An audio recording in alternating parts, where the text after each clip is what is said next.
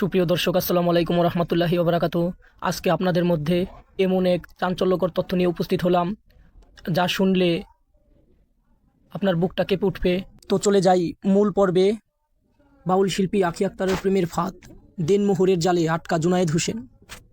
প্রথম দেখায় প্রেম, তারপর আকর্ষণ এবং শেষে জোরপূর্বক বিয়ে।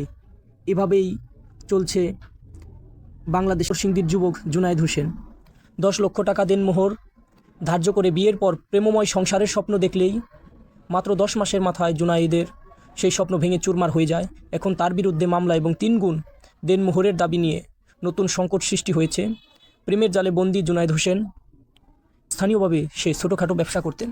একদিন এক সাংস্কৃতিক অনুষ্ঠানে পরিচয় এই বাউল শিল্পী আঁখি আক্তারের সঙ্গে। তার এই মায়াবী কণ্ঠ, চঞ্চল হাসি আর সৌন্দর্য মোহে মুগ্ধ হয়ে পড়েন তিনি। শুরু হয় নিয়মিত যোগাযোগ।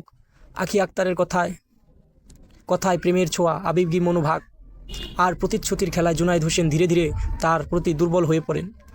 এক পর্যায়ে আঁখি আক্তার জুনায়েদ হোসেনের প্রতি ভালোবাসা অভিনয় আরও গভীর করেন। পরিবার ও সমাজের চোখে বাধ্য হয়ে এবং আঁখির চাপের মুখে পড়ে জুনায়েদ হোসেন তাকে বিয়ে করতে রাজি হন। তবে এখানেই শেষ নয়। বিয়ের শর্ত ছিল মোটা অঙ্কের দেনমোহর 10 লক্ষ টাকা। ভালোবাসার মুখে পড়ে জুনায়েদ হোসেন কোনো কিছু বুঝে ওঠার আগেই এই শর্ত মেনে নেন। বিয়ের কিছুদিন পরেই বের হয়ে আসে নতুন তথ্য। বিয়ের পর জুনায়েদ হোসেনের মনে সন্দেহ জাগে। আঁখি আক্তারের আচরণ ধীরে ধীরে পরিবর্তিত হতে থাকে। আগের সেই আবেগী প্রেম আর থাকে না, বরং সম্পর্কের মধ্যে এক ধরনের দূরত্ব তৈরি হয়। 10 মাস পর হতেই জুনায়েদ হোসেন জানতে পারেন এক চাঞ্চল্যকর তথ্য। আঁখি আক্তারের এটি প্রথম বিয়ে নয়, এর আগেও তিনি বিয়ে করেছিলেন, কিন্তু সেই বিয়ের কথা গোপন রেখে নতুন করে জুনায়েদকে জালে ফেলেছেন। বিষয়টি জানার পর জুনায়েদ হোসেন আঁখি আক্তারের সঙ্গে বিষয়টি নিয়ে কথা বললে পরিস্থিতি আরও জটিল হয়ে পড়ে। বিয়ের 1 বছর পূর্ণ হওয়ার আগেই জুনায়েদ হোসেনের বিরুদ্ধে মামলা ঠুকে দেন বাউল শিল্পী আঁখি সরকার।